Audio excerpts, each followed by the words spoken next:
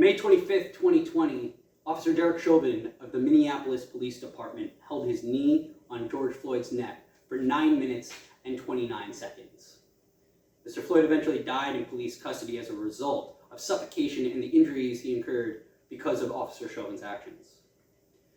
A year later, it was reported that 229 people of color died in police custody, according to Khalid Rahman of Newsweek on May 25th, 2021, and that is only one demographic.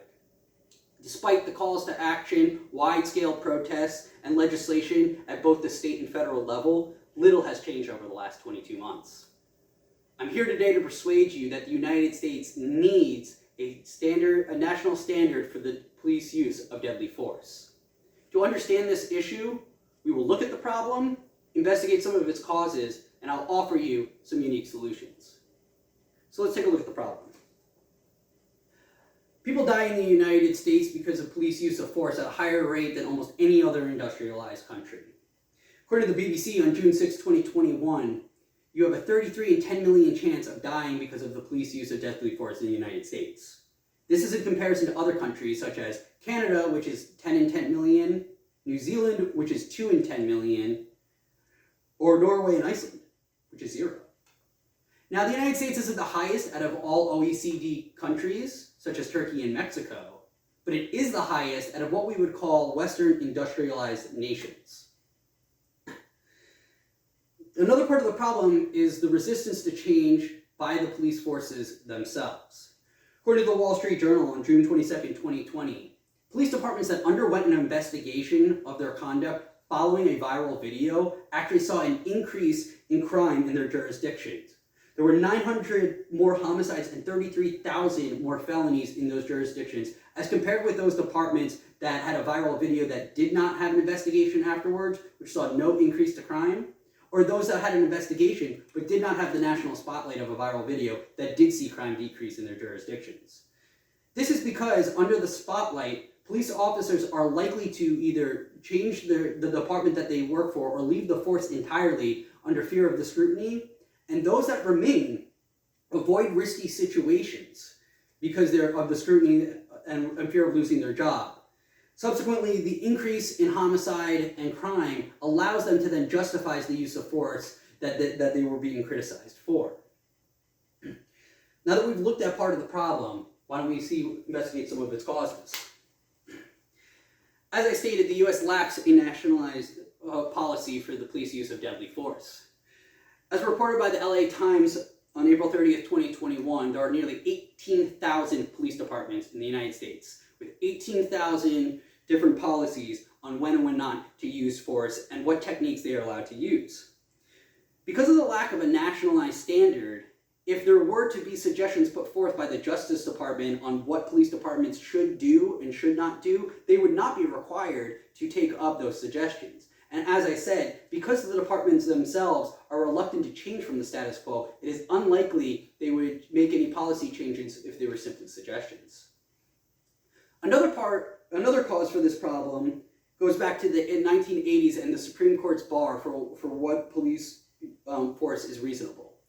According to the San Diego Union Tribune on July 11th, 2016, the Supreme Court in 1984 and 1989 created the precedent for objective reasonableness, in which a jury must consider a police's use of force and whether or not another officer of reasonable mind would have taken the same action under the same credible fear. Because of this, that means that each unique situation is considered differently, and every single officer has their own subjective fear for each event. So that's 18,000 jurisdictions, millions of officers, and countless numbers of events in which every jury would have to take into consideration. And because of the subjective nature and the bar being so low, most reasonable people conclude that another person would have acted out of fear. Now that we have seen some of the causes, why don't I offer you some solutions? The most obvious solution is for the federal government to take action, but that doesn't seem to be happening anytime soon. But progress is being made. The House did pass in 2021 the George Floyd Justice in Policing Act, which would remove the immunity for police officers while creating a concrete and structured policy for when to use force, what type of force to use and what the consequences would be if they went outside these guidelines.